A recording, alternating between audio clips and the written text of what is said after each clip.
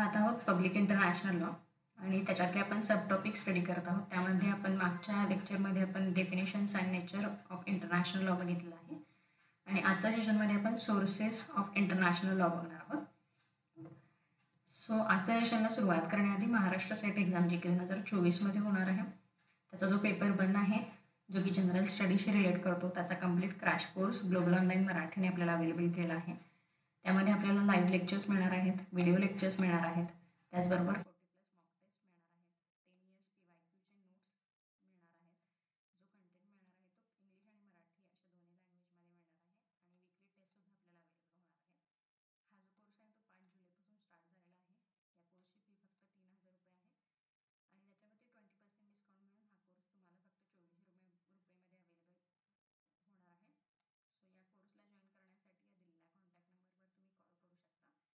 40+ mock taste ॲपसुद्धा download करू शकता, ज्यामुळे जे ग्लोबल ऑनलाईनवरती नवीन अपडेट्स येतील ते सुद्धा तुम्हाला कळू शकतील. चला तर आपल्या सेशनला सुरुवात करूया. मागच्या सब टॉपिक्समध्ये आपण हे स्टडी केलं की इंटरनॅशनल लॉ काय आहे, त्याचबरोबर त्याचं नेचर, त्याच्या डेफिनेशन्स काय आहेत, इंटरनॅशनल लॉ वीक लॉ आहे की स्ट्रॉंग लॉ आहे हे बघितलेलं आहे, किंवा true law not true law असंही बघितलेलं आहे. सो आजच्या टॉपिकला सुरुवात करण्याआधी एक ओव्हरव्ह्यू बघू की international law, what is international law. So international law first time कोणी यूज केला तर बेंथमने यूज केला आहे in 1780. Since that the word used to denote the body of rules which regulate the relations among the state. So international law हा consider केला जातो as a treatises set of rules agreements जे की कंट्रीजमध्ये होतात आणि ते त्यांच्यावरती बाइंडिंग राहतात. असे जे काही ट्रिटीज किंवा सेट ऑफ रूल्स आहेत त्याला आपण इंटरनॅशनल लॉ म्हणून कन्सिडर करतो. Also it extremely useful in regulating the use of jurisdiction which arises when people trade among the different states. Okay, and main purpose of international काय आहे to promote justice, peace and common interest. International law also known as a law of motion. Okay, so हे mainly international law विषयी आपण मागे study केलं होतं. Okay, so next आपण पाहूया sources of international law. तर सोर्सेस ऑफ इंटरनॅशनल लॉ काय आहे नक्की. तर सोर्सेस म्हणजे इंटरनॅशनल लॉ कुठून डेव्हलप झाला किंवा त्याचे सोर्सेस काय आहेत की आपण त्याला इंटरनॅशनल लॉमध्ये ॲज अ कवर्ड करू शकतो किंवा बघतो असं.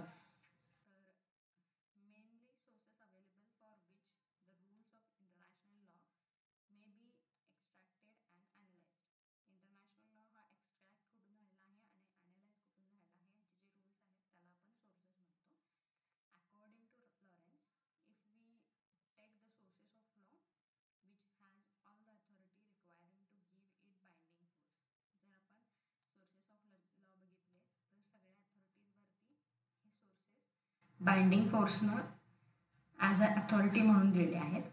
So then in respect of international law there is one source of law. त्याचनुसार जसं की आपण इतर sources of law as a binding force नेचरने घेतो तसंच इंटरनॅशनल लॉसुद्धा एक सोर्स ऑफ लॉ म्हणून बघतो आणि त्यामध्ये कन्सेंट ऑफ नेशन हे इम्पॉर्टंट आहे. जर विदाऊट कन्सेंट ऑफ नेशन असेल तर तो कुठलाही बाइंडिंग फोर्स राहू शकत नाही. So international law is one of the source of law and it is consent of nations. This consent may be either tacit and or express म्हणजे treaties. ती consent कशी येऊ शकते, एकतर ते कस्टम फॉलो करून जो इंटरनॅशनल लॉनुसार किंवा इंटरनॅशनल लेवलला जे कस्टम्स फॉलो होतात ते कस्टम्स त्या कंट्रीमध्ये फॉलो करून तुम्ही कन्सेंट देऊ शकता, किंवा एक्सप्रेस. मग एक्सप्रेसमध्ये ट्रिटीज आपण म्हणतो. दोन किंवा दोनपेक्षा जास्त देशांमध्ये या ट्रिटीज किंवा आपण कॉन्ट्रॅक्ट म्हणू शकतो जे बनवलं जाऊ शकतं आणि काही जे रूल्स अँड रेग्युलेशन्स आहेत ऑफ इंटरनॅशनल लॉ ते आपण ॲक्सेप्ट करू शकतो. सो या प्रकारे ती कन्सेंट दिली जाऊ शकते. Okay, major source which from the conventional source of international law includes international conventions and treaties. जे मेजर सोर्स आहे इंटरनॅशनल लॉचे त्यामध्ये इंटरनॅशनल कन्व्हेन्शन्स जे आहेत आणि ट्रिटीज या दोन गोष्टी महत्त्वाच्या राहतात. ट्रिटीज म्हणजे जे ॲग्रीमेंट केलेलं आहे, आणि कन्व्हेन्शन म्हणजेच एक करारनामा केलेला आहे किंवा कॉन्फरन्स झाले आहेत, त्यामध्ये जे कन्व्हेन्शन्स पास केले आहेत त्यामध्ये हे जे 2 सोर्सेस आहेत ते मेनली इंटरनॅशनल लॉचे सोर्सेस म्हणून बघितले जातात. So the sources are divided into primary आणि सेकंडरी सोर्सेस. हे जे सोर्सेस आहेत ते 2 ह्याच्यामध्ये डिवाइड होतात, 2 पार्टमध्ये डिवाइड होतात, प्रायमरी सोर्सेस आणि secondary sources. So what is primary sources and secondary sources? Primary sources are those which are covered under Article 38 of the Statute of ICJ.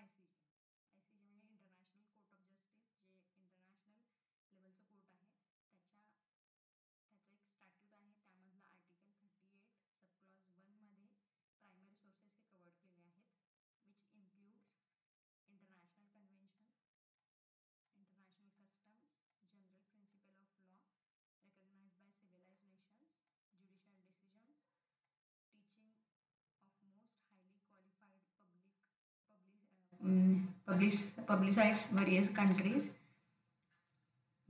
juristic works, and last one is decision or determination of organs of international institution or international organizations. Okay?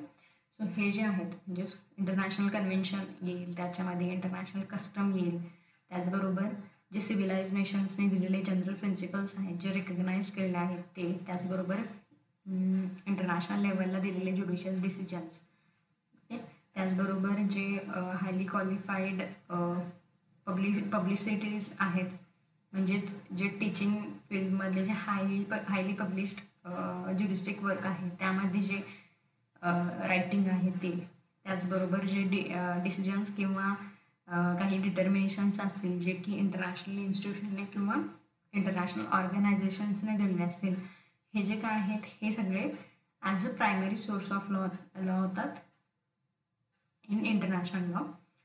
And secondary sources काय होतात तर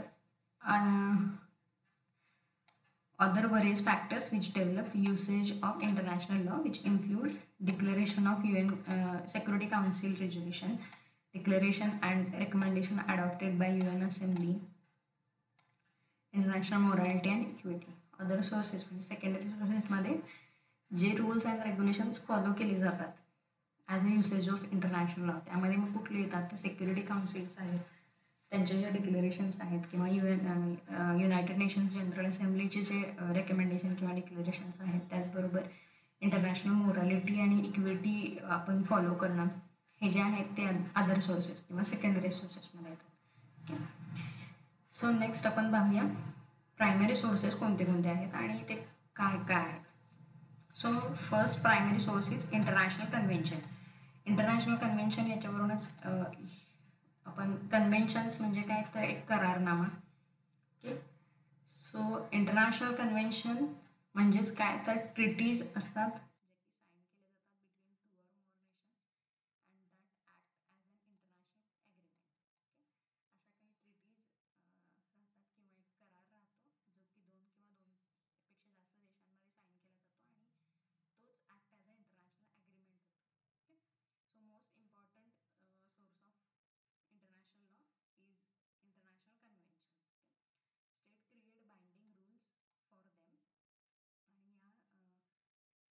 ट्रिटीजनुसार state जे त्या ट्रिटीजमध्ये involve आहेत ते त्यांच्यावरती एक binding rules बनवून घेतात त्या ट्रिटीनुसार.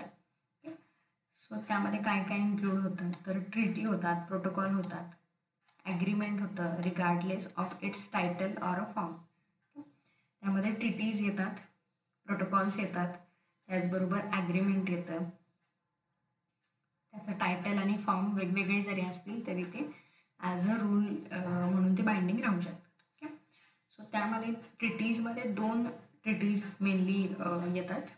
एक म्हणजे जनरल ट्रिटी, त्याला आपण लॉ मेकिंग ट्रिटीसुद्धा म्हणतो, आणि सेकंड इज ट्रिटी कॉन्ट्रॅक्ट किंवा पर्टिक्युलर ट्रिटी आपण म्हणू शकतो. सो जनरल ट्रिटी किंवा लॉ मेकिंग ट्रिटी म्हणजे काय तर treaty that lays down the rules of universal international law. Universal international लॉसाठी काही रूल्स बनवलेले असतात, काही ट्रिटीज बनवलेल्या असतात, त्या ह्या जनरल ट्रिटीजमध्ये असतात. जे म्हणजे की UN चार्टर बनवलेला आहे, UDHR बनवलेला आहे. ओके, त्याचबरोबर जनरल प्रिन्सिपल्स ऑफ इंटरनॅशनल लॉसाठी वेन्ना कन्व्हेन्शन आलेलं आहे किंवा हेग कन्व्हेन्शन आहे. हेग कन्व्हेन्शन हे वेपनसाठी आहे. ओके, सो ह्या प्रकारचे किंवा जिनिव्हा कन्व्हेन्शन आपण बघतो किंवा वेगवेगळ्या प्रकारचे प्रोटोकॉल्स बघतो.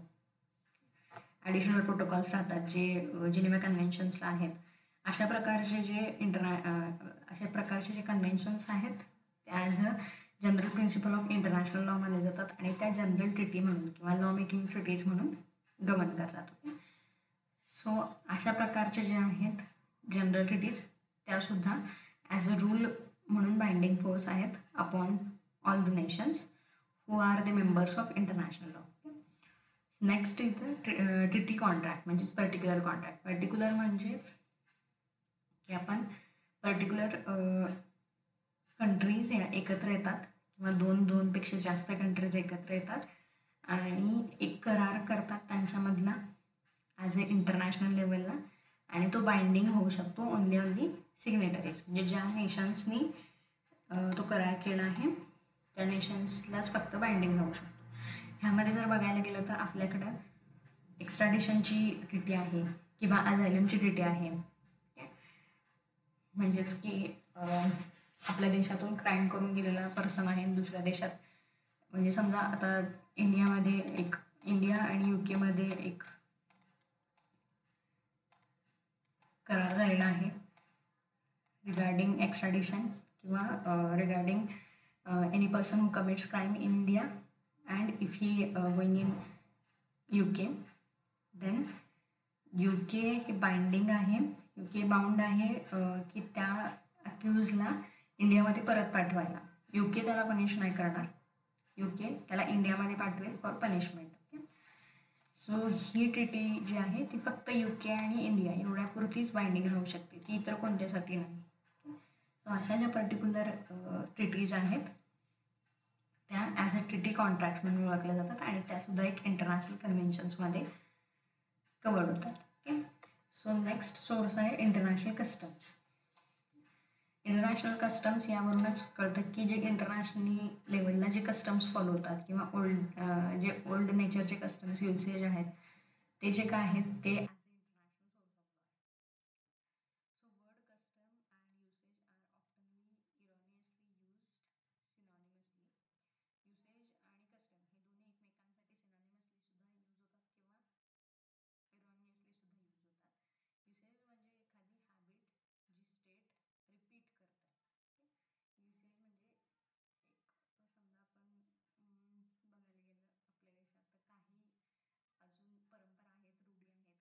ज्या आपण खूप प्राचीन काळापासून फॉलो करत आलेलं आहे. त्याच पद्धतीनं काही युसेज किंवा कस्टम्स, काही युसेज किंवा हॅबिट म्हणू शकतो ह्या इंटरनॅशनल लेवलला सुद्धा रिपीट होतात. स्टेटनी त्या रिपीट केल्या आहेत. ओके, सो जे युसेज अर्ली स्टेज ऑफ आहेत त्याला आपण कस्टम म्हणून ओळखलं जातो किंवा जे कस्टम्स म्हणून ओळखले जात नाहीत ते फोर्स ऑफ लॉ नाही आहेत. ओके, सो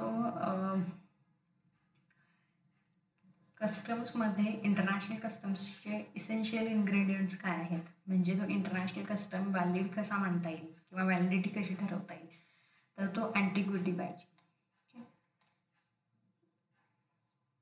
म्हणजे तो ओल्डेस्ट पाहिजे आणि अँटिक्विटी म्हणजे खूप आधीपासून तो चालत आलेला पाहिजे, खूप वर्ष झालेली पाहिजे. त्याचबरोबर तो कंटिन्युअसली फॉलो झाला पाहिजे. म्हणजे एखादा कस्टम हा फक्त काही काळापुरता फॉलो झाला आहे, परत गॅप पडून मग परत फॉलो झाला आहे असा चालू शकत नाही. ओके, सो तो एकदा फॉलो करायला सुरू केलं की तो कंटिन्युअसली खूप वर्ष चालला पाहिजे. कन्सिस्टन्सी पाहिजे, त्याच पद्धतीनं तो फॉलो झाला पाहिजे जसं तो प्राचीन काळापासून फॉलो आहे. लॉनं त्याला ॲक्सेप्ट केलेलं असलं पाहिजे, म्हणजे तो अगेन्स्ट मोरॅलिटी नसला पाहिजे. एक तर तो सर्टन असला पाहिजे, अनसर्टन नसला पाहिजे, सर्टन असला पाहिजे. नेक्स्ट इज युनिफॉर्मिटी पाहिजे, सगळ्या लोकांनी त्याला मान्यता दिली पाहिजे, म्हणजे युनिफॉर्मली फॉलो केलं पाहिजे. एक फक्त धर्म फॉलो करतोय दुसरा नाही असं नसलं पाहिजे, किंवा तिथं कुठलीही कास्ट कुठलीही त्याच्यात मध्ये येता कामा नये, युनिफॉर्म लेवलला फॉलो केलं पाहिजे. Okay. Not in conflict with municipal law. Municipal law म्हणजेच स्टेट लॉ, स्टेटच्या अंडर जे फॉलो होतं त्याला आपण म्युन्सिपल लॉ म्हणतो. त्या म्युन्सिपल लॉच्या अगेन्स्ट तो कस्टम नसला पाहिजे. सो हे जे इसेन्शियल इन्ग्रेडियंट्स आहेत ते फुलफिल झाले पाहिजेत, त्याशिवाय तो custom as a force of law येऊ शकत नाही, किंवा as a source of international लॉसुद्धा येऊ शकत नाही. सो हे मेन जे काय इन्ग्रेडियंट आहेत ते लक्षात ठेवणं खूप महत्त्वाचं आहे, कारण महाराष्ट्र स्टेटमध्ये ह्याच्यावरती क्वेश्चन्स येतो.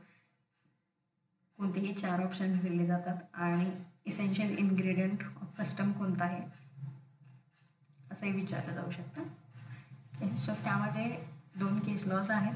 त्यामध्ये फर्स्ट आहे West and Central Gold Mining Limited company versus king.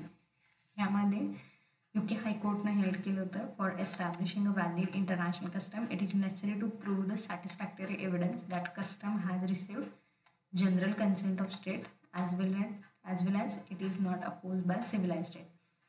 ह्या केसमध्ये काय झालं होतं की UK हायकोर्टनं हेल्ड केलं होतं की ज्यावेळी इंटरनॅशनल कस्टम हा व्हॅलिड म्हणून एस्टॅब्लिश होईल त्यावेळी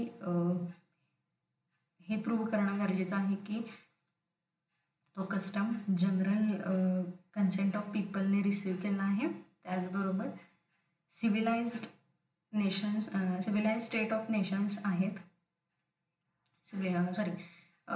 सिटिझन्स ऑफ दॅट स्टेट्स आहेत, त्यांनी तो अपोज नाही केला असला पाहिजे. ओके. सो हे महत्त्वाचं हिअरिंग होतं West and Central Gold Mining Limited company versus King. So ही एक केस लॉ आहे. आणि दुसरी एक आहे पोर्तुगल वर्सेस इंडिया. यामध्ये ICJ held that if any practice has been followed by 2 states among themselves for a long time, it become binding customary rule between them. Okay. So यामध्ये ICJने held केलं होतं की 2 देशांमध्ये जर एखादा युसेज किंवा practice जर फॉलो होत असेल लॉंग टाईमसाठी तर ती ॲज अ कस्टमरी रूल म्हणून बाइंडिंग फोर्स राहील त्या 2 देशांमध्ये. ओके. सो या 2 ज्या केसेस आहेत त्या कशाशी रिलेट करतात तर कस्टमसाठी. आणि कस्टमसाठी रिलेट करताना मेनली बघू शकतो की आपण जनरलिटी ऑफ द प्रॅक्टिस किंवा सर्टनिटीसाठी किंवा कन्सिस्टन्सीसाठी आपण या केसेस बघतो आहोत. या केसेसची नावं खूप महत्त्वाची आहेत, कारण महाराष्ट्र सेटमध्ये हा क्वेश्चन्स विचारला जातो की कस्टमच्या अंडर कोणत्या केसेस येतात. सो नेक्स्ट थर्ड सोर्स आहे general principles of law recognize by civilize nations. जे सिव्हिलाइज नेशन्स आहेत म्हणजेच इंडिया असेल, बांगलादेश असेल, इतर कोणतेही नेशन्स किंवा कंट्रीज असतील, हे सिव्हिलाइज नेशन्सने जे जनरल प्रिन्सिपल्स जे फॉलो केले आहेत, जे की लॉना रेकग्नाइज केले आहेत, ते जे जनरल प्रिन्सिपल्स आहेत ते as a source of international लॉसुद्धा होऊ शकतात. ते कसे होतात ते 2 वेने होऊ शकतात. जनरल प्रिन्सिपल्स ऑफ लॉ जे की अप्लाइड होतात इंटरनॅशनल लिगल क्वेश्चन्सला, जसं की प्रिन्सिपल्स ऑफ नॅचरल जस्टिस बघतो आपण, रेस ज्युडिकेटा बघतो, इस्टोबल बघतो. प्रिन्सिपल्स ऑफ नॅचरल जस्टिसमध्ये आपण हे बघतो की जो नॅचरल जस्टिसचा प्रिन्सिपल आहे की राईट टू हर्ड आहे, हा एक प्रिन्सिपल येतो नॅचरल जस्टिसमध्ये. सो त्याचबरोबर रेस ज्युडिकेटा येतो, इस्टोपल येतो. हे जे काय आहेत ते जनरल प्रिन्सिपल्स आहेत जे की international legal questions through covered होतात. आणि त्याचबरोबर नॅचरल लॉ आहे जो की मॉडर्न इरामध्ये इंटरप्रिट होतो. ओके. नॅचरल लॉमध्ये आपण ह्युमन राईट्ससुद्धा बघतो आता हल्ली मॉडर्न इरामध्ये. ह्या ज्या 2 वेजनं जे काय जनरल प्रिन्सिपल्स लेट डाऊन होतात ते as a international source of law म्हणून मानले जातात. त्यामध्ये सुद्धा एक केस आहे युनायटेड स्टेट वर्सेस स्कूनर अमिस्टड. यामध्ये US supreme court ruled against the international slave trade and held that international law should be based on general principles of law recognized by civilized nations. Okay.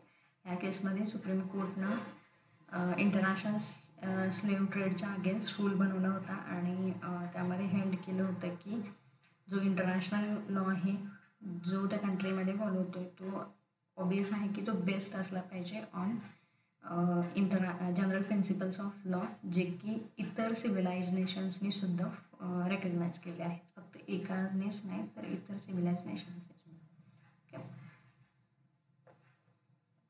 So next source आहे international judicial decisions.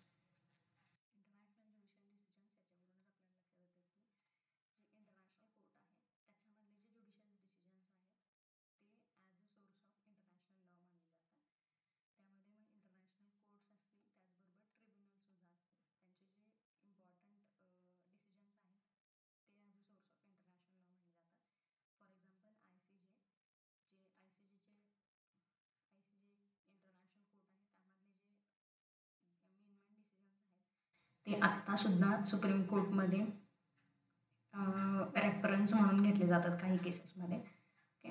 So ते सुद्धा एक as a important source of international law मानले जातात. Okay. ICJ स्वतः bound नाही आहे त्याच्या ओन डिसिजन्सवरून, but as per article 59 of ICJ statute it's binding only on the parties to the dispute. जे डिसिजन्स दिले आहेत ते फक्त त्या पार्टीजवरती बाइंडिंग राहतील, ना की ICJच्या स्वतःवर. म्हणजे आता आपण बघू शकतो की सुप्रीम कोर्टने काही निर्णय दिलेले असतात तर ते ॲज अ इम्पॉर्टन्स म्हणून ते इतर कोर्ट ऑफ रेकॉर्ड म्हणू शकतो आपण त्याला, इतर केसेसमध्ये सुद्धा ते वापरले जातात. आणि सुप्रीम कोर्ट त्याचबरोबर इतर सबऑर्डिनेट जे आहेत कोर्ट ते सुद्धा त्या रूल्सला बाइंडिंग राहतात किंवा त्या डिसिजनला बाइंडिंग राहतात. पण ICJमध्ये आर्टिकल 59नुसार जे डिसिजन्स दिले जातील ते फक्त पार्टीजला बाइंडिंग राहतील, नॉट की ICJला. सो ॲडवायझरी ओपिनियनसुद्धा ICJचा असेल तो सुद्धा बाइंडिंग राहतो. पण हे इम्पॉर्टंट आहे की इंटरनॅशनल ज्युडिशियल डिसिजन्स हे सुद्धा सोर्स ऑफ इंटरनॅशनल लॉ आहेत. त्यामध्ये मग इंटरनॅशनल कोर्टसुद्धा येतात आणि ट्रिब्युनलसुद्धा येतात. Fifth is the juristic work. So juristic work renowned juristic work also contribute towards the development of international law. त्यामध्ये एक केस आहे Paquete Habana case. In this case justice Horat Gray of US Supreme Court observed that where there is a no treaty or judicial decisions, resort must be had work of jurists and commentaries who by year of labor and research have made themselves well acquainted with international law. म्हणजेच काय की समजा एखाद्या वेळेस एखाद्या मॅटरमध्ये कुठलीही केस नसेल, एखाद्या केसमध्ये जर समजा कुठलीही त्या कंट्रीजमध्ये ट्रिटी नसेल किंवा कुठलाही डिसिजन ज्युडिशियल डिसिजन त्या मॅटरमध्ये फॉलो झालेला नसेल किंवा आधी त्या मॅटरशी रिलेटेड कोणताच मॅटर हेल्ड झालेला नसेल, तर जे वर्क ऑफ ज्युरिस्ट आहे जे की ॲज अ कस्टम ते एस्टॅब्लिश केलं असेल किंवा जे ॲज अ कॉमेंट्रीज म्हणून दिलं असेल किंवा त्याच्यावरती रिसर्च कोणी केला असेल जो की वेल अक्वेंटेड ऑफ इंटरनॅशनल लॉ असेल, तर ते जे कॉमेंट्रीज आहेत किंवा ते ओपिनियन ऑफ ज्युरिस्ट आहेत ते त्या केसमध्ये फॉलो होऊ शकतात आणि तोच as a source of international लॉसुद्धा मानला जाऊ शकतो. सो यामध्ये मेनली काय आहे की कुठली ट्रिटी नसली पाहिजे, ना की कुठला डिसिजन नसला पाहिजे ज्युडिशियल डिसिजन एखाद्या मॅटरमध्ये. आणि त्याचवेळी मग opinion of jurist is the source of law accept केला जाऊ शकतो. ओके. सो नेक्स्ट आहे sixth decision or determination of the organization of international institutes. काही जे डिसिजन्स आहेत किंवा डिटर्मिनेशन आहेत ऑर्गन ऑफ इंटरनॅशनल इन्स्टिट्यूट म्हणजेच कोणते, तर आपण बघू शकतो की सिक्युरिटी काउन्सिल आहे किंवा इंटरनॅशनल ऑर्गनायझेशन WTO आहे. ह्यामधले जे डिसिजन्स आहेत ते सुद्धा as a source of international law आहे, जे की आर्टिकल 38मध्ये जरी मेन्शन केलेले नसले तरी international institutes and international organization had not assumed vital importance, but it developed later on and it has been accepted as a source of international law in modern era.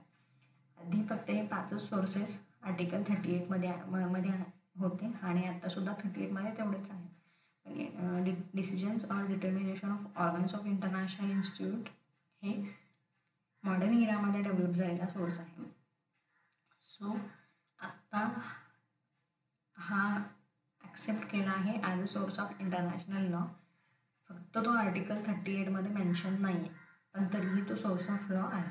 Okay, so article 38मध्ये mentions कुठले आहेत तर हे आहेत. First is the international convention, second is international customs, third is general principles of law, fourth one is international judicial decision and fifth one is juristic work. हे जे 5 आहेत ते आर्टिकल 38 ऑफ ICJमध्ये इन्क्लूड केले आहेत. Article 38 subclause 1, 2, 3, 4, 5. ओके, आणि हा 6th आहे, तो 6th मेन्शन केलेला नाही आहे, पण तो as a source of law म्हणून यूज होतो. ओके, ह्याचे जे आर्टिकल्सचे जे सब पॉईंट्स आहेत किंवा सब सेक्शन्स आहेत, सब आर्टिकल्स आहेत, ते लक्षात ठेवणं खूप गरजेचं आहे की महाराष्ट्र सेट एक्झामला हा क्वेश्चन विचारला गेलेला आहे की international convention covered under article dash. तर आर्टिकल सेम दिलं जातं, आर्टिकल 38 हे सेम दिलं जातं 4 क्वेश्चन्समध्ये, फक्त सब आर्टिकल्स असतं ते चेंज केले जातं, म्हणजेच 1, 2, 3 असं चेंज केलं जातं. त्यामुळे हे लक्षात ठेवणं खूप गरजेचं आहे. सो सिक्वेन्स वाईजच आर्टिकलचे सब पॉईंट्स आहेत. सो आज आपण सोर्सेस ऑफ लॉ बघितलं आहे. नेक्स्ट लेक्चरमध्ये आपण येणारा पुढचा सब टॉपिक बघणार आहोत पब्लिक इंटरनॅशनल लॉशी रिलेटेडच. ओके, सो हे लेक्चर तुम्ही शेवटपर्यंत बघितलं त्यासाठी थँक्यू.